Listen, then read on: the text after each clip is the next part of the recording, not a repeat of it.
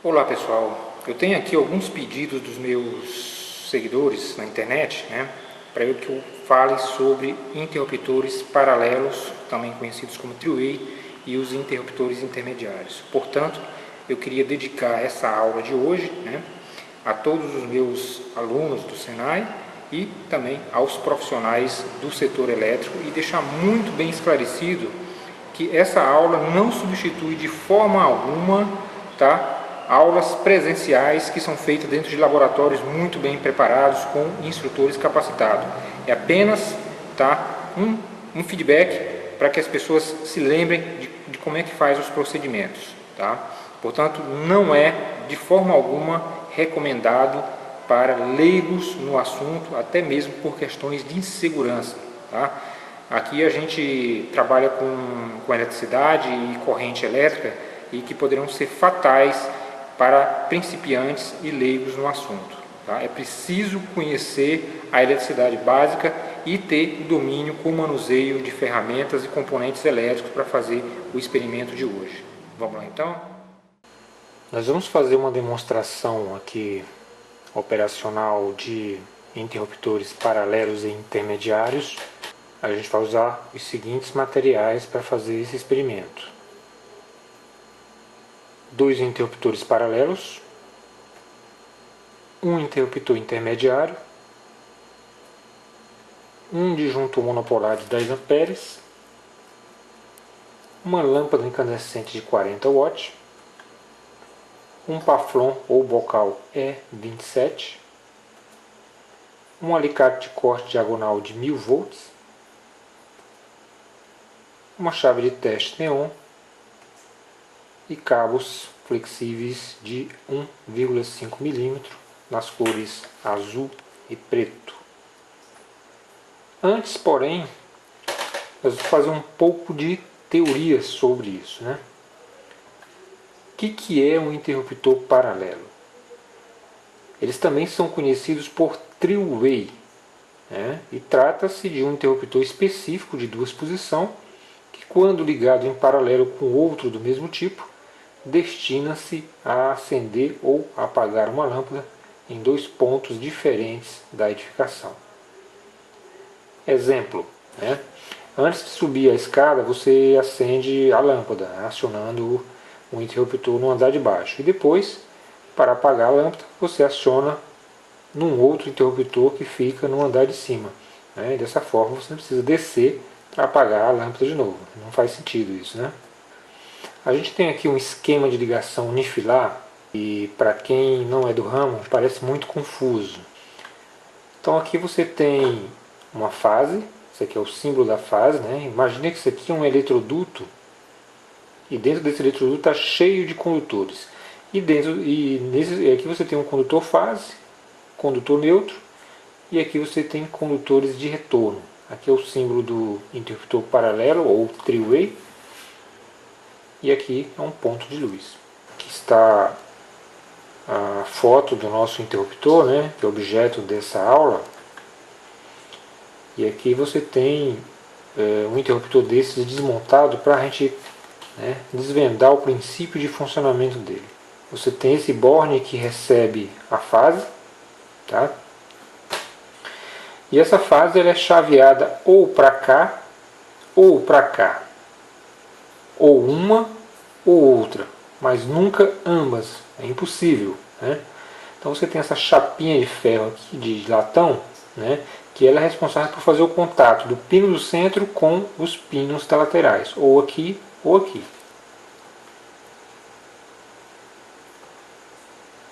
E a gente tem aqui uma vista explodida, para você entender melhor o princípio de funcionamento. Então esse pino do meio aqui nós chamamos ele de comum, porque ele é comum tanto ao borne A como ao borne B. Quando você tecla lá, você muda. Ou você chaveia para cima, ou você chaveia para baixo. Olha lá. Que é o esquema de ligação que nós chamamos de diagrama funcional, que é muito mais fácil de ser entendido. Onde você tem a fase aqui, e quando ele é chaveado para a posição B, a fase percorre o condutor e acende a nossa lâmpada, porque o neutro já vai estar lá direto na rosca da lâmpada. Inclusive eu queria falar para vocês que, para evitar curto-circuito, o neutro ele não vai em nenhum outro lugar a não ser a rosca, né, da lâmpada, através do pino do bocal, né? Portanto, o neutro, que é representado aqui pelo fio azul, aliás, a norma NBR 5410 diz que os neutros têm que ser de cor azul, né? E as fases podem ser de qualquer cor, exceto azul ou verde, que no caso o verde é para fio terra. Então aqui nesse outro desenho você tem aqui, quando o interruptor 1 está na posição A, né, e o interruptor 2 na posição B, então a lâmpada apaga. A fase vem aqui, chega aqui, não vai para lugar nenhum, e a lâmpada apaga. Quando o interruptor está na posição 1 e o interruptor 2 na posição A lâmpada se acende. Olha só aqui em vermelho o caminho que a fase percorre para acender a lâmpada. Um esquema de ligação aqui mais bem elaborado. Note que existe um disjuntor, né? Lembrando que a norma também diz que os condutores têm que ser no mínimo de 1,5 milímetros para sistemas de iluminação e 2,5 milímetros para tomadas, né? Nessa configuração aqui de dois interruptores paralelos com um intermediário, então você tem, quando os interruptores 1 e 2 estiverem na posição A e o interruptor 3 estiver na posição B, então a lâmpada se acende, né? Observe aqui sempre o caminho que a corrente vai percorrer. Retornando pelo neutro até a fonte e começando todo o ciclo de novo. Na situação seguinte, quando o interruptor 1 estiver na posição A e os interruptores 2 e 3 estiverem na posição B, aí então a lâmpada se apaga. Olha só, a fase só vem até nesse ponto. Daqui em diante ela não passa mais e aí a lâmpada apaga. Note que em qualquer situação, qualquer um interruptor tem a prerrogativa de acender ou apagar a lâmpada de qualquer ponto que ela estiver. Nessa situação, quando interruptores 1 e 3 estiverem na posição A e o interruptor 2 estiver na posição B, a lâmpada se acende. Olha só, chaveou para cá, a fase passa, chaveou para cá, a fase passa, chegando, portanto, ao pino do centro da lâmpada, tá? Lembrando que a fase sempre tem que ir no pino do centro da lâmpada e nunca aqui na rosca, né? Porque isso pode implicar em acidentes com choques elétricos. O neutro, que é representado aqui pelo fio azul, é que tem que ir aqui na rosca da lâmpada, né? Porque o neutro é a referência zero de tensão. Então você não tem diferença de potencial entre neutro e o terra. E por isso você nunca vai levar um choque nessa situação. Agora, se você chavear a fase para a rosca da lâmpada, então quando você estiver fazendo, por exemplo, uma operação de substituição, aí se você tocar o dedo aqui nessa rosca, né, aí você vai ter uma referência zero chamada terra. Então entre terra e a fase que vai estar no bocal da lâmpada, ou você tem 127 volts ou tem 220 volts, dependendo da sua região. Aqui você tem uma lâmpada apagada, porque os interruptores 1 e 2 estão na posição B e o interruptor 3 está na posição A. Então, nesse caso, a lâmpada se apaga. Olha só, a fase não tem como dar retorno aqui para ela, né? E aqui, quando o interruptor 1 estiver na posição B e o interruptor 2 na posição A e ainda o interruptor 3 na posição A, a lâmpada se acende. Olha só o percurso que a corrente vai fazer através dos interruptores para acender a lâmpada. Tá? E dessa forma, qualquer um dos interruptores tem condições de acender ou apagar as lâmpadas, isso de qualquer ponto. Lembrando que você pode colocar N interruptores intermediários, é por isso que o nome é intermediário. Entre os paralelos você pode ter 1, 2, 3, 4, 5, N interruptores intermediários. Tá? E de qualquer ponto, imagina só, você tem um corredor aí que tem 100 metros de comprimento, né? E aí você coloca a cada 10 metros um interruptor, sendo que o primeiro e o último tem que ser paralelo e os do meio, evidentemente, tem que ser intermediário. Agora a gente vai ver uma demonstração operacional real mesmo, né? Feito com fios e componentes elétricos e tal.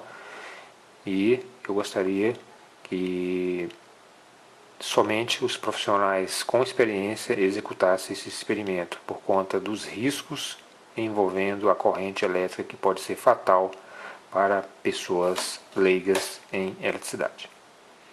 Então a primeira coisa que eu quero recomendar aqui é a utilização obrigatória de um disjuntor de 10 amperes, visto que o nosso circuito utiliza fios de 1,5, portanto é capaz de suportar até 15 amperes, então vamos limitar essa corrente de curto-circuito a 10 amperes, tá? E para ver se realmente funciona o negócio, vamos dar um curto-circuito entre fase e neutro e observem que o disjuntor atua imediatamente, portanto ele funciona, tá? De novo aqui, só para a gente ver, olha, um curto-circuito ali no bocal da lâmpada entre o fio fase e o fio neutro e o disjuntor atua instantaneamente, portanto impedindo qualquer sobrecarga na rede elétrica. Esse aqui é o nosso circuito usando 2 interruptores intermediários de uma lâmpada incandescente. Você observa que nós podemos acionar ou desacionar a lâmpada de qualquer um dos interruptores, tá?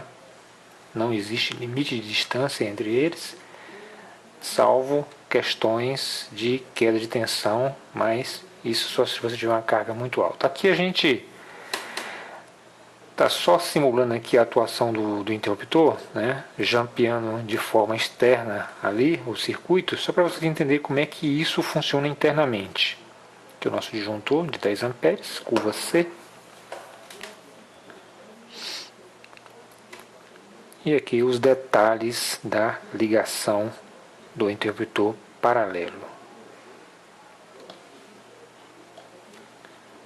Observe que nós colocamos o fio azul, que representa o neutro, aqui na lateral do bocal da lâmpada, que é a rosca, e o fio vermelho, não, fio preto, aliás, no centro. É a nossa fonte de alimentação, fornece entre fase neutra 220 volts. Esse circuito aqui já é o nosso paralelo com intermediário. Olha só, esse é o intermediário, né? E nas extremidades você tem o interruptor paralelo. Note que de qualquer um deles eu consigo acionar e desacionar a lâmpada.